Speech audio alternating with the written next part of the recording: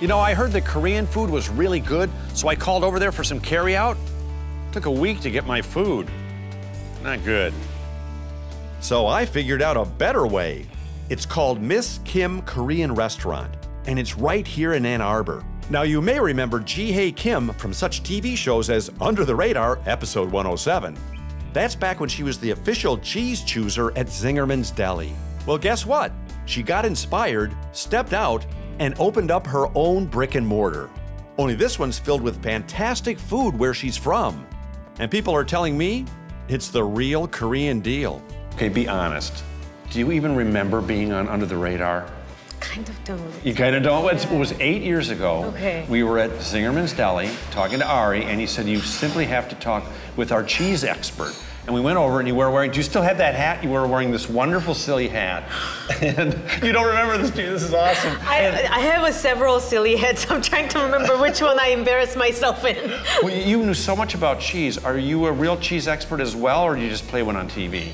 I just play one on TV. Okay. No, I think at the time I had a lot of knowledge. Now I'm probably a little off. But now you're doing your own restaurant. How does that feel? No, that feels wonderful. Well, it feels tough, but it feels great at the end of the day. Yeah, restaurant business, it's a labor of love because you have to completely love it. Yeah. And it has to be a passion for you. Yeah.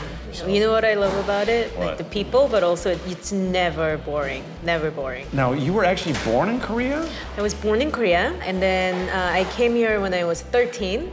What is unique about Korean food? I think what's unique about Korean is its treatment of vegetables. There's a lot of fermentation.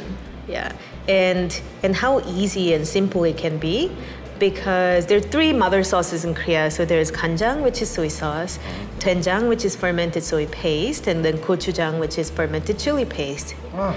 And I have some of that in my fridge. it is delicious. Yes, it's very good on spicy. everything. Yes, Yeah. yes, you add a little bit of that to anything, Yeah. and it's, yes. Yeah, and I think those 3 things takes a lot of technique and a lot of time to make. But if you have those, utilizing them with whatever you have in the fridge actually takes shorter amount of time, because all the efforts and the time has already been built into those mother sauces.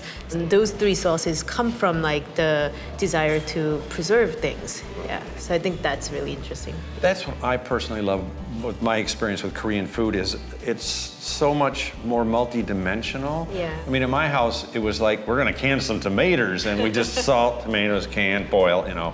But yeah, the range of spices and the kimchis and the sauces are just, it's endless. Yeah, it's delicious, and I think I do not necessarily take the rigid approach to Korean food.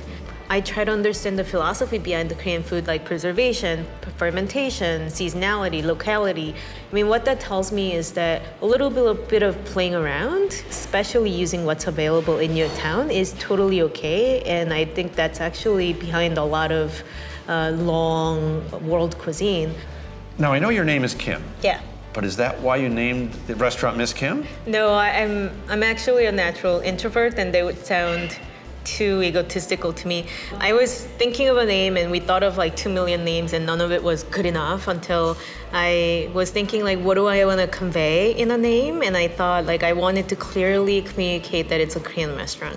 And Kim is like the most popular Korean last name. And then I wanted to, I'm like incredibly proud that this is a woman-owned business. And yeah, my mother was a small business owner. She's a woman too. Yeah, I know, right? Yeah, surprise. Yeah, so I wanted to clearly say that this is a woman-owned business and we do Korean food. So that's where the name Miss Kim came from.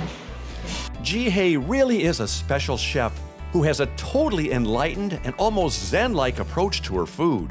And the colors, flavors, textures, and totally tantalizing treats we tried were as if they came from another wonderful world.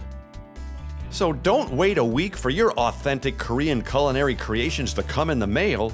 Just get yourself to Miss Kim Korean Restaurant in Ann Arbor, and before you know it, they'll be right in front of you.